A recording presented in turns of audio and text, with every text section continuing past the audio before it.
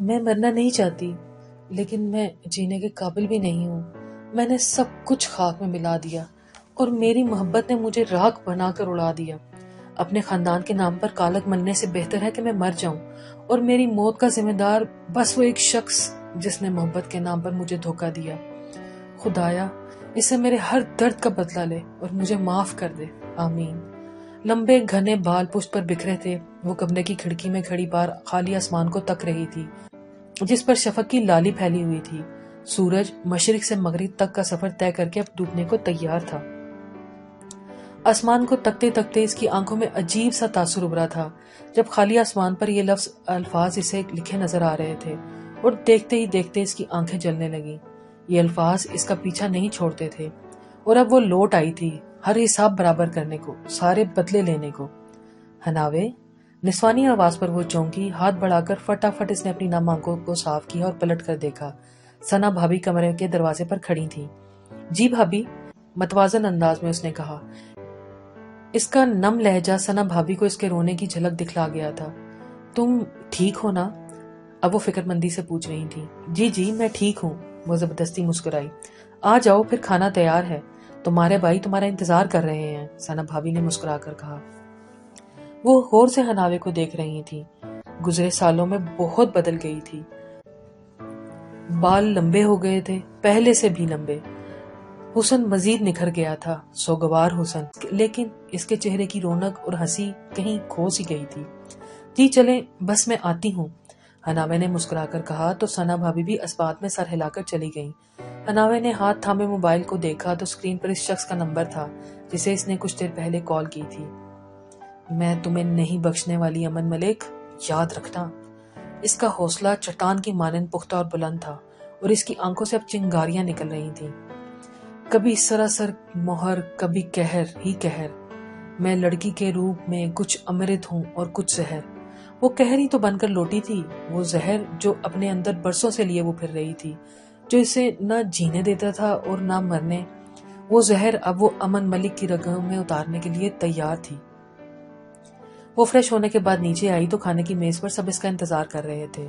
رحمان بھائی کے گھر میں زیادہ افراد نہیں تھے، لیکن اب اضافہ ہو گیا تھا۔ رحمان بھائی، ثنا بھابی، ماریا چچی اور منال۔ ہاں، منال جو سپاٹ سے تاثرات لیے بیٹھی تھی۔ ہناوے سے وہ خوش دلی سے ملی تھی اور ملتے وقت وہ رو دی تھی۔ ہناوے کو اسے سنبھالنا مشکل ہو گیا تھا۔ یہ یقین کرنا کہ منال آج بھی ویسے ہی نرم مزاج اور نازک سی ہے تھوڑا مشکل تھا، لیکن وہ ویسی ہی تھی۔ اس کی آنکھوں کے پپوٹے ابھی تک سوجے ہوئے تھے۔ ہناوے کو محسوس ہو رہا تھا کہ جیسے وہ کافی دیر تک روتی رہی ہو۔ کیا ہوا منال، تم ٹھیک تو ہو نا؟ وہ بنا پوچھے نہ رہ سکی۔ منال کی غائب دماغی اور اس کا سپاٹ چہرہ ہناوے کو کوئی اور ہی داستان سنا رہا تھا۔ ہاں میں ٹھیک ہوں، وہ جیسے زبردستی مسکرائی۔ ماریا چچی نے عجیب سی نظروں سے اس کو دیکھا۔ منال نے نظروں ہی نظروں میں انہیں چپ رہنے کا اشارہ کیا، اور ماریا چچی کو مزید بھڑکا گیا اس کا یہ اشارہ۔ شاویز کا فون آیا تھا، وہ کہہ رہا تھا کہ وہ منال کو واپس لے آنا چاہتا ہے، لیکن یہ اسے بات ہی نہیں کر رہی۔ بالآخر وہ بول ہی پڑی۔ منال کی نگاہوں کی التجا بھی کام نہیں آئی۔ میں بہتا رہی ہوں رحمان، سمجھا لو اپنی لاڈلی کو، لڑکیاں اپنے شوہروں کے گھر میں ہی اچھی لگتی ہیں، اسے سمجھا دو جب وہ لینے آئے تو بنا کوئی ڈرامہ کیے اس کے ساتھ چلی جائے۔ ان کی برداشت کی بھی حد ہو گئی تھی۔ منال نے انہیں بری طرح زچ کر کے رکھ دیا تھا۔ ان کی باتیں سن کر منال نے اذیت سے آنکھیں موند لی، جبکہ ہناوے کبھی حیرت سے منال اور باقی سب کو دیکھ رہی تھی۔ وہ نہیں جانتی تھی کہ اس کے پیچھے کیا کیا ہوا تھا۔ مجھے نہیں جانا وہاں، کبھی نہیں جانا، اور نہ مجھے شاویز کے ساتھ رہنا ہے۔ ایک بار کہہ دیا نا آپ لوگوں سے، بات آپ کو کیوں نہیں سمجھ آتی؟ طلاق چاہیے مجھے ان سے، نہیں رہنا مجھے ان کے ساتھ۔ وہ ایک جھٹکے سے کھڑی ہوئے پھر غصے سے چلائی۔ اس کے آخر میں اس کا لہجہ بالکل بھیگ گیا تھا۔ ہناوے تو پھٹی پھٹی آنکھوں سے منال کو دیکھ رہی تھی۔ یہ تو وہ منال نہیں تھی جسے وہ جانتی تھی۔ وہ منال تو بہت نرم مزاج اور نازک سی تھی، جبکہ سامنے کھڑی لڑکی تو کسی بہت بڑے زخم کا شکار لگ رہی تھی، بالکل اس کی طرح۔ ہناوے نے غور سے منال کو دیکھا تو اس کے تاثرات سے اس کے دل کی حالت جان لینا چاہتی تھی۔ وہ یہ سب سیکھ گئی تھی کہ اب اسے سوال کرنے کی ضرورت پیش نہیں آتی تھی۔ وہ اپنی زیرک نگاہوں سے بہت کچھ سمجھ جاتی تھی۔ منال بیٹھ جاؤ اور سکون سے امی جان کی بات سنو، عبدالرحمان نے تنبیہ کی۔ نہیں بھائی، مجھے نئی بات سننی، کوئی بات نہیں، بہتر ہوگا آپ لوگ مجھے میرے حال پر چھوڑ دیں۔ اگر یہ ممکن نہیں ہے تو مجھے بتا دیں، میں یہاں سے چلی جاؤں گی۔ وہ بھیگے لہجے میں کہتی ہوئی وہاں سے واک آؤٹ کر گئی تھی، جبکہ ماریا چچی تو منال کے منہ سے طلاق کا لفظ سن کر ہی دنگ رہ گئی تھی۔ انہیں منال سے اس بات کی ہرگز امید نہیں تھی۔ اب وہ پریشانی سے عبد الرحمان بھائی کو دیکھ رہی تھی۔ آپ پریشان نہ امی، میں اسے سمجھاتا ہوں، ٹھیک ہو جائے گی۔ عبد الرحمان بھائی نے ماریا چچی کا ہاتھ دباتے ہوئے انہیں تسلی دی، جبکہ حناوے نے ایک بوجھل سا سانس فضا میں خارج کیا اور کھانے کی طرف متوجہ ہو گئی۔ بھوک تو ویسے ہی مٹ چکی تھی، لیکن مجبوراً اسے سب کا ساتھ دینا تو تھا۔ تم سمجھ گئی ہو نا سیرت، تمہیں میڈیا کے سامنے کیا بیان دینا ہے؟ خانم بی نے سر جھکائے بیٹھی ہوئی سیرت سے کہا، جو اپنے اندر اٹھتے ہوئے طوفان کو دبائے بیٹھی ہوئی تھی۔ اس کی آنکھیں چھلکنے کو تیار تھیں۔ تم نے یہ بات صاف صاف ظاہر کرنی ہے کہ خیام رانا کے پوتے اسسٹنٹ کمشنر حیدر رانا نے تمہیں اغوا کیا اور پھر زبردستی تم سے نکاح کیا ہے۔ خانم بی بی طوطے کی طرح سیرت کو جھوٹا بیان رٹوا رہی تھی، جبکہ وہ نظریں جھکائے اس وقت کو یاد کر رہی تھی جب وہ مصیبت میں تھی، جبکہ اس کی عزت اور اس کی جان سولی پر اٹکی ہوئی تھی اور اس کو بچانے والا حیدر تھا۔ اس رات تو وہ بچ گئی تھی، لیکن بدقسمتی سے وہ شخص اس کی خاندانی دشمن نکلا تھا۔ جو بھی تھا، جیسا بھی تھا، وہ شخص اس کا محسن تھا، اور ڈاکٹر سیرت ملک اپنے محسن پر الزام لگا کر اسے رسوا کیسے کر سکتی تھی؟ اس نے حیدر رانا سے سمجھدار اور باوقار انسان شخص نہیں دیکھا تھا، جو ایمانداری میں بھی اپنی مثال آپ تھا۔ وہ کیسے اس پر جھوٹا الزام لگا کر اس کی زندگی تباہ کر سکتی تھی؟ سیرت، میں تم سے کچھ پوچھ رہی ہوں، تم سمجھ گئی ہو نا کہ تمہیں کیا بولنا ہے؟ خانم بی نے اس بار بھویں اچکا کر سخت لہجے میں پوچھا۔ جی خانم بی، میں سمجھ گئی ہوں، وہ بامشکل بول پائی تھی۔ وہ مضبوط لڑکی اس وقت آندھیوں کی زد میں تھی۔ جب سے وہ حیدر رانا کے بنگلے سے واپس آئی تھی، اس کا دل اداس تھا۔ نٹکٹ سی سماپ اور باوقار سا حیدر اسے بھولتا نہیں تھا۔ کتنی عزت دی دونوں بہن بھائیوں نے اسے، اور وہ کیا کرنے جا رہی تھی؟ جو مان حیدر نے اسے دیا تھا، وہ اسے توڑنے جا رہی تھی۔ وہ اسے زندگی کے اندھیروں میں دھکیلنے جا رہی تھی۔ وہ جانتی تھی کہ اس کے ایک بیان سے حیدر رانا کی دنیا ہل جانی تھی، کیونکہ وہ وزیر اعلیٰ سندھ بہرام ملک کی نواسی تھی اور اس پر ہاتھ ڈالنے والے کا حشر نشر ہو جانا تھا۔ شاباش، اب تم کچھ دیر آرام کر لو، میڈیا والے آتے ہی ہوں گے، پھر دیکھنا آج کا دن رانا خاندان کے ہر فرد یاد رکھے گا۔ خانم بی نے کرخت لہجے میں کہا۔ ان کے الفاظ میں سے بھی حقارت اور نفرت ٹپک رہی تھی، لیکن یہ نفرت سیرت کی سمجھ سے باہر تھی۔ وہ بس خالی خالی نظروں سے دروازے کو دیکھ رہی تھی جہاں سے خانم بھی گئی تھی۔ دو آنسو پلکوں کی باڑ توڑ کر گالوں پر بہہ نکلے، اس کے ظرف کا تماشا بنا گئے۔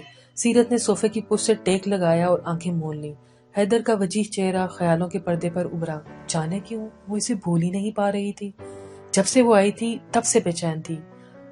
وہ حیدر کے آخری الفاظ، اپنا خیال رکھنا، ڈرنے کی بالکل ضرورت نہیں، جیسا آپ کہیں گی ویسا ہی ہوگا، یاد رکھنا آپ حیدر رانا کی بیوی ہیں، اس لیے ہمیشہ سچائی کا ساتھ دیجیے گا، اس کے دل پر چھپ گئے تھے۔ کتنی خوبصورت مسکراہٹ تھی اس کی۔ سیرت کا دل جلنے لگا تھا۔ آنسوؤں کو پینے کی کوشش کرتی تو گلے میں کچھ اٹک سا جاتا، سانس لینا مشکل لگنے لگا تھا۔ منال کا فون بار بار بج رہا تھا۔ وہ عشاء کی نماز پڑھنے کے بعد جائے نماز طے کر کے میز پر موبائل کی جانب بڑھی تو کوئی انجان نمبر تھا۔ موبائل، اس سے پہلے وہ کچھ سوچتی فون کی گھنٹی پھر بج اٹھی۔ ہیلو۔ کال اٹینڈ کرنے کے بعد اس نے کان سے موبائل لگایا۔ میرا فون کیوں نہیں اٹھاتی ہو تم؟ تمہیں کیا لگتا ہے منال تم مجھ سے چھپ سکتی ہو؟ شاویز کی گرجتی ہوئی آواز ابھری۔ منال کے ہاتھوں سے موبائل گرتے گرتے بچا۔ اسے اندازہ نہیں تھا کہ شاویز اسے یوں بھی فون کر سکتا ہے۔ دل تیزی سے دھڑکنے لگا اور منال کو اپنی ٹانگوں میں واضح لرزش محسوس ہو رہی تھی۔ وہ اس نمبر کو تو بلاک کر چکی تھی۔ کتنی مشکل سے اس ظالم انسان کو اپنے ذہن سے کچھ دیر کے لیے نکالا تھا اور وہ پھر سے آ گیا تھا۔ جواب دو مجھے، کیوں خاموش ہو؟ وہ دبی دبی آواز میں چلا رہا تھا۔ لہجے میں سختی وہ واضح محسوس کر سکتی تھی۔ مجھے آپ سے کوئی بات نہیں کرنی، منال نے کانپتی ہوئی آواز میں جواب دیا۔ آنکھوں کے کونے بھیگ چکے تھے۔ کیوں بات نہیں کرنی تمہیں؟ کیا سمجھتی ہو خود کو؟ تمہیں کیا لگتا ہے تم مجھ سے بچ سکتی ہو؟ تمہاری ہمت کیسے ہوئی طلاق کی بات کرنے کی؟ تم شاویز رانا کی بیوی ہو، شاویز رانا کی، سمجھ آئی؟ دوبارہ ایسی بات کی نا تو جان لے لوں گا۔ اور ہاں، کل میں تم سے ملنے آ رہا ہوں 11 بجے، تیار رہنا۔ ورنہ انجام کی ذمہ دار تم خود ہوگی۔ وہ اپنی سنا کر کھٹاک سے فون بند کر گیا تھا اور منال تو پھوٹ پھوٹ کر رو دی۔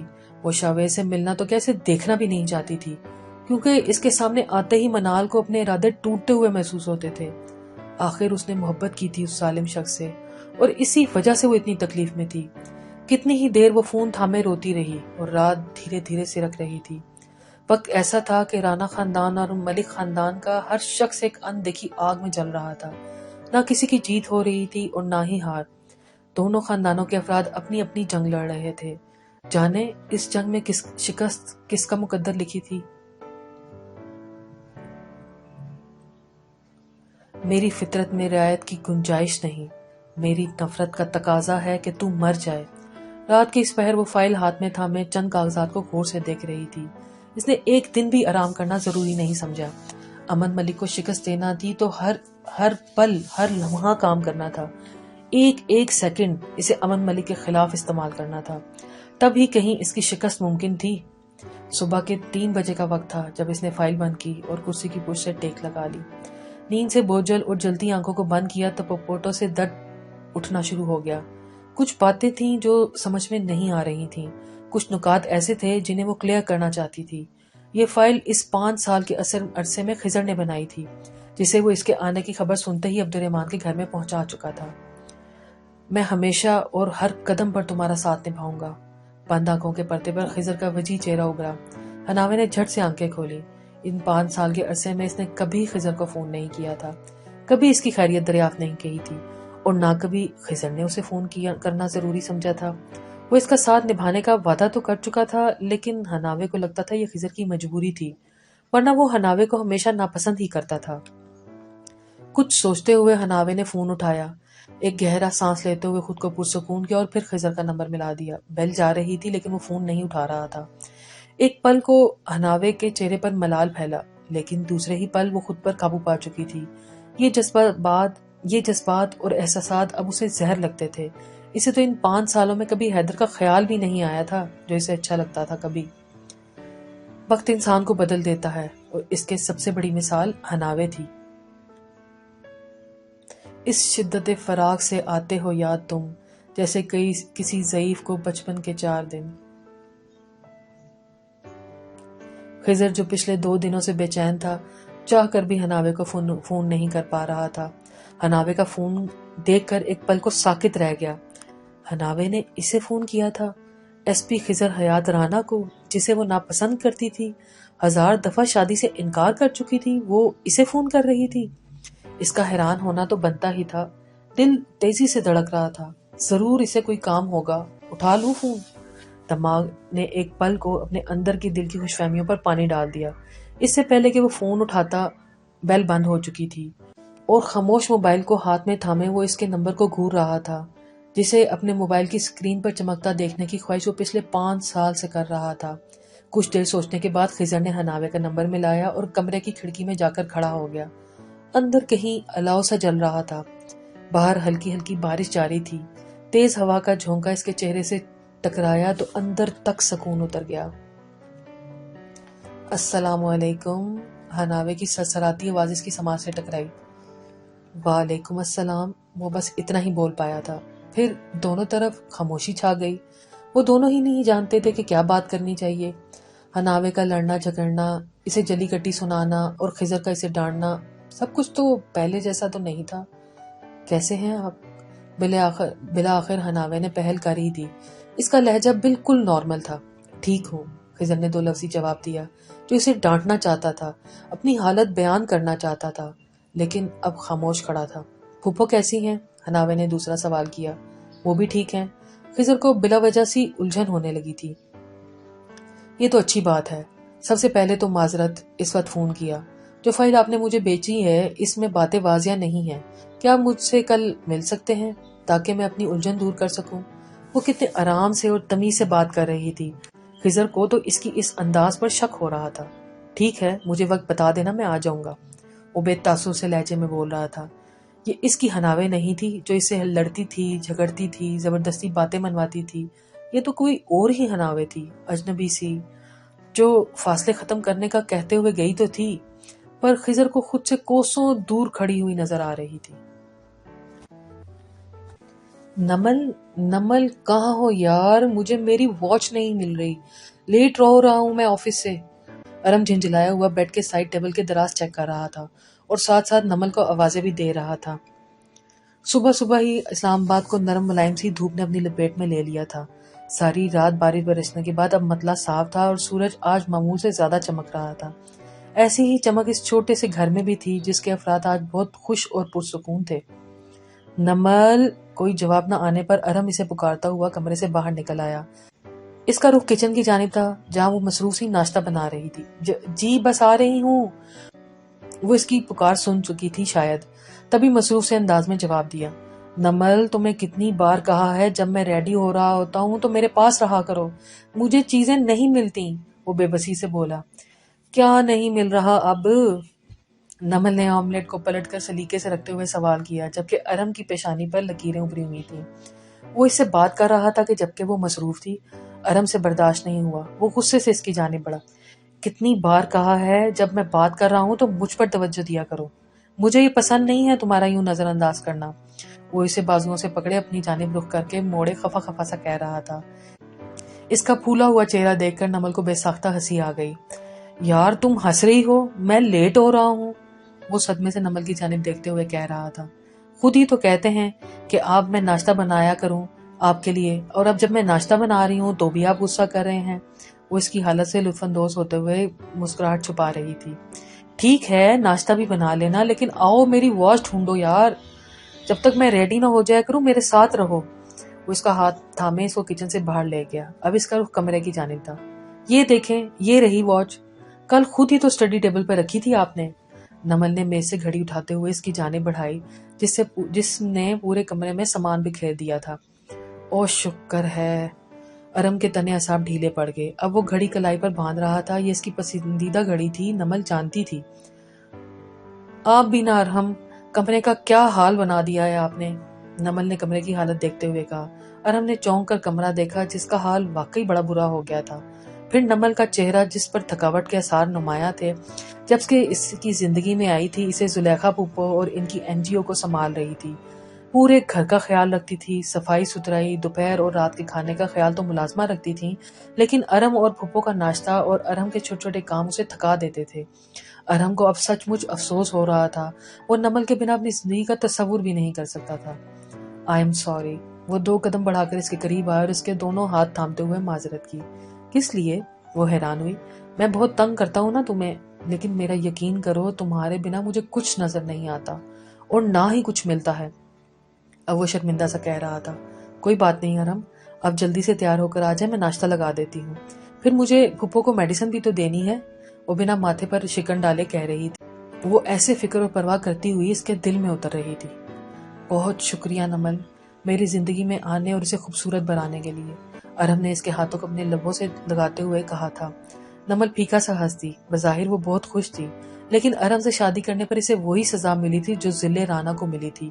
خیام رانا اور اس کے بابا اسے تعلق توڑ چکے تھے، لیکن نمل جانتی تھی کہ زلیخا پھپھو کو واپس رانا خاندان تک لے جانے کا اس کا قدم اٹھانا لازمی تھا۔ تمہیں پتہ ہے حناوے رانا، اکثر فوٹو شوٹ کے درمیان بھیگی سڑک پر چلتے چلتے، اسی سڑک پر جس پر تم نے مجھے گولی جسم کے آر پار کی تھی، دوستوں کے درمیان محفلوں کی رونق میں ہوتے ہوئے بھی میں ایک ہی بات سوچتا رہتا ہوں کہ وہ دن کب آئے گا جب تم میری ہوگی، کب میں تمہیں محسوس کر پاؤں گا، کب تمہیں ہاتھ سے چھو کر یہ یقین کر پاؤں گا کہ تمہارا وجود ایک حقیقت ہے، کوئی خواب نہیں ہے جس نے میری سدھ بدھ چھین لی ہے۔ امن ملک کے اندر بے چینی بھر دی ہے، وہ سالوں سے ملن کی آگ میں جل رہا تھا، آخر وہ دن کب آئے گا؟ وہ آئینے کے سامنے کھڑا تھا اور آئینے میں ابھرتے ہوئے حناوے کے عکس سے مخاطب تھا۔ وہ جب بھی آئینہ دیکھتا تھا اسے اپنے شاہکار سراپے کے بجائے حناوے کا عکس نظر آتا تھا۔ اس کی محبت میں بڑی بے جگری نکلی تھی جو اب بھی اسی کے انتظار میں تھی۔ وہ جانے کب تک انہی خیالوں میں کھویا رہتا تھا اگر دروازے پر ہونے والی دستک اسے چونکنے پر مجبور نہ کر دیتی۔ امن، آواز پر پلٹ کر اس نے دیکھا، یالے اپنے قاتل سراپا لیے اس کے کمرے میں دروازے میں کھڑی تھی۔ وہ حسن اور ذہانت کا مجموعہ تھی، انتہائی شاطر اور حاضر دماغ، پچھلے 3 سالوں میں وہ کامیاب وکیل کا خطاب پا چکی تھی، اور اگر اس کی جگہ کوئی اور ہوتا تو اب تک حناوے کو بھول کر یالے ملک پر اپنی زندگی وار چکا ہوتا۔ لیکن وہ امن ملک تھا، اپنی ضد کا پکا، اور اس کی محبت بھی اسی کی طرح ضدی تھی۔ آہو یالے، خیریت ہے؟ وہ صبح صبح اپنے کمرے میں دیکھ کر تھوڑا حیران ہوا۔ حیران تو اسے دیکھ کر یالے بھی ہو گئی تھی، جو اپنے مقررہ وقت سے پہلے ہی نقص سا تیار کھڑا تھا۔ یہ سوال تو مجھے کرنا چاہیے، کیا بات ہے، بڑے تیار شیار ہو رہے ہو؟ یالے کی آنکھوں میں امن کے وجود میں ایک غیر معمولی سی تبدیلی کو بھانپ لیا تھا۔ زندگی کی نوید مل گئی ہے، اب بس اسے حاصل کرنا ہے۔ اس کے لیے ضروری ہے کہ وقت کی پابندی کر لوں۔ وہ بات کو گول مول کر گیا تھا، جبکہ چہرے پر دھیمی سی مسکان تھی جس پر یالے بچپن سے ہی فدا تھی۔ میری گاڑی نہیں چل رہی، کوئی مسئلہ ہو گیا ہے، مجھے آفس چھوڑ دو گے؟ یالے نے سر جھٹکتے ہوئے پوچھا۔ اس کی آج کلائنٹ کے ساتھ ضروری میٹنگ تھی، وہ دیر نہیں کرنا چاہتی تھی۔ ہاں ہاں، آج تم جہنم میں بھی جانے کا کہو گی تو امن ملک چلے گا، بس وہ رستہ میری منزل کا پتہ دیتا ہو۔ وہ ہولے سے بڑبڑایا تھا، جسے یالے نہیں سن پائی تھی، لیکن وہ چونک ضرور گئی تھی۔ کچھ تو تھا جو امن اسے چھپا رہا تھا۔ وہ اسے جلدی آنے کا کہہ کر جا چکی تھی، جبکہ حناوے کے خیال نے ایک بار پھر امن کے وجود کو معطل کیا تھا۔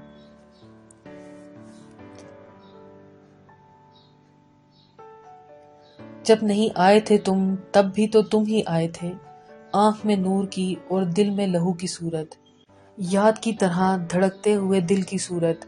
تم نہیں آئے ابھی، پھر بھی تو تم ہی آئے ہو، رات کے سینے میں مہتاب کے خنجر کی طرح، صبح کے ہاتھ میں خورشید کے ساغر کی طرح۔ اب تم آئے ہو تو میں کون سی شے نظر کروں کہ میرے پاس سوائے مہر و وفا کے کچھ بھی نہیں، ایک دل، ایک تمہاری تمنا کے سوا کچھ بھی نہیں۔ وہ پچھلے 10 منٹ سے لاؤنج میں اکیلا بیٹھا حناوے کا انتظار کر رہا تھا۔ حناوے نے اکیلے ملنے کو کہا تھا۔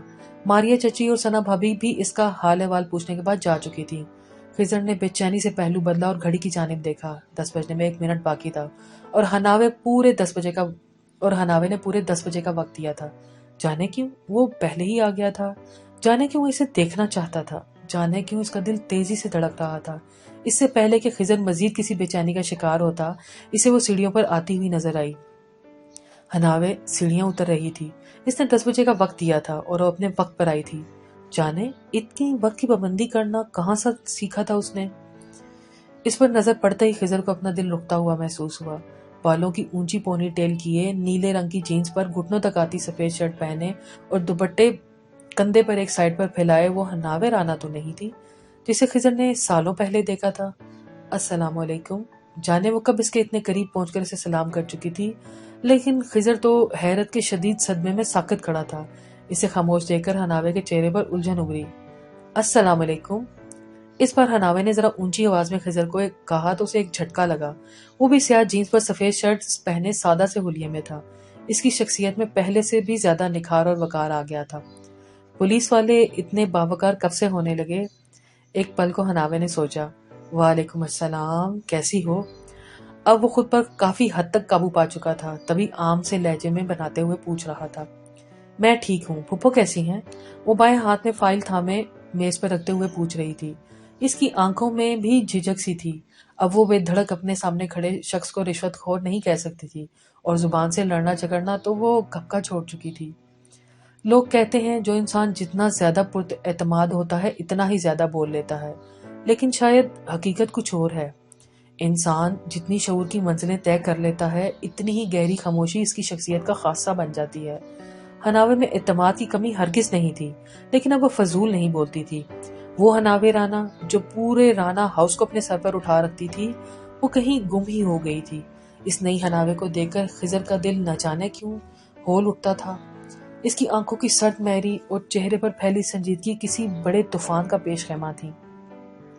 اللہ کا شکر ہے وہ بالکل ٹھیک ہیں، تمہاری رات دیکھتی رہتی ہیں، خضر نے صوفے پر بیٹھتے ہوئے خوش دلی سے بتایا۔ ایک آسودہ سی مسکراہٹ اس کے حناوے کے لبوں کو چھو گئی۔ جلد ملنے آؤں گی ان سے انشاءاللہ، پہلے میرا مقصد پورا ہو جائے، پھر ہی میں مری کی سرزمین پر قدم رکھوں گی، وہ سنجیدہ سے لہجے میں کہتی ہوئی ایک بار پھر خضر کو چونکا گئی۔ وہ ضدی تو تھی لیکن اب ہٹ دم بھی بن گئی تھی۔ وہ سوچ کر آیا تھا کہ اسے سزا دے گا، لیکن اتنے سال اس نے خضر کو بے چین رکھا تھا، اسے اس کے بدلے میں ڈانٹے گا، سب بے سود تھا۔ وہ تو وہ ہناوے تھی ہی نہیں۔ جانے کیوں خضر کو اس پر ترس آ رہا تھا۔ وہ خود کو کہیں کھو چکی تھی، اپنی شرارتیں، کھلکھلاہٹیں، اپنی ہنسی، سب کچھ۔ نفرت اس کو سکھا رہی تھی، وہ اور اسی نفرت کی آگ میں جل رہی تھی۔ تو پھر کام کی بات شروع کریں؟ خضر کو خاموش دیکھ کر ہناوے نے خود ہی سوال کیا۔ ہاں، وہ اس بات میں سر ہلا گیا۔ ہناوے پھر سے فائل اٹھاتے ہوئے خضر کے ساتھ آ کر بیٹھ گئی۔ خضر نے اب اپنے دل کو تیزی سے دھڑکتے ہوئے پایا۔ وہ فائل کھولے چند کاغذات پر اہم جگہ پر پینسل سے گول دائرے بنا رہی تھی، جبکہ خضر دل میں اٹھنے والے طوفان کو مشکل سے دبائے اس کی باتیں غور سے سننے کی کوشش کر رہا تھا۔ وہ بھی ایس پی خضر حیات رانا تھا، اتنی جلدی تو ہار ماننے والا نہیں تھا۔ جلد ہی خود کو نارمل کرنے کے بعد وہ پوری توجہ سے اس کی بات سن رہا تھا۔ تقریباً آدھا گھنٹہ دونوں ایک دوسرے کے ساتھ سر کھپاتے رہے اور بالآخر کسی اہم نتیجے پر پہنچ ہی گئے۔ میں اب راہیلا اور اویس کے گھر والوں سے ملنا چاہوں گی، ہناوے نے اپنا فیصلہ سنا دیا۔ ان 5 سالوں میں خضر نے راہیلا اور اویس کے گھر والوں کا ہر طرح سے خیال رکھا تھا۔ راہیلا کو ہسپتال میں بھی اسی نے ہی داخل کروایا تھا۔ اب اس کی حالت کافی بہتر تھی، لیکن وہ رات جب امن نے اویس کو مارا تھا وہ راہیلا کو نہیں بھولتی تھی۔ اس کا علاج جاری تھا، وہ وقت کے ساتھ ساتھ بہتر بھی ہو رہی تھی، اور یہی ہناوے کے لیے کافی تھا۔ ان سے ملنے کے بعد ہی کیس ری اوپن کروں گی، کیونکہ میں چاہتی ہوں کہ اس بار کوئی غلطی نہ ہو۔ اب وہ وکیل تھی اور یہ کیس خود لڑنے والی تھی۔ ٹھیک ہے، مجھے بتا دینا، میں ساتھ لے جاؤں گا تمہیں۔ نہیں، میں خود ہی چلی جاؤں گی، آپ باقی کاموں پر دھیان دیں۔ اب میں بچی نہیں رہی جو اکیلے آنے جانے سے ڈروں گی۔ ہناوے نے خضر کی بات کو درمیان میں کاٹا۔ وہ اپنی طاقت سے خود بننا چاہتی تھی۔ اس نے جو اپنے آپ کو ایک نئے روپ میں ڈال دیا تھا، اب وہ اس روپ کو آزمانے والی تھی۔ اس کی بات سن کر خضر نے ایک گہرا سانس لیا اور اس بات میں سر ہلا دیا۔ وہ کیسے بھول گیا تھا کہ وہ 5.5 سال امریکہ میں اکیلی رہ کر آئی تھی، اور اب وہ بہت کچھ کر سکتی تھی۔ وہ تو اسے منع بھی نہیں کر سکتا تھا، لیکن اس کا دھیان بھی تو لازمی رکھنا تھا۔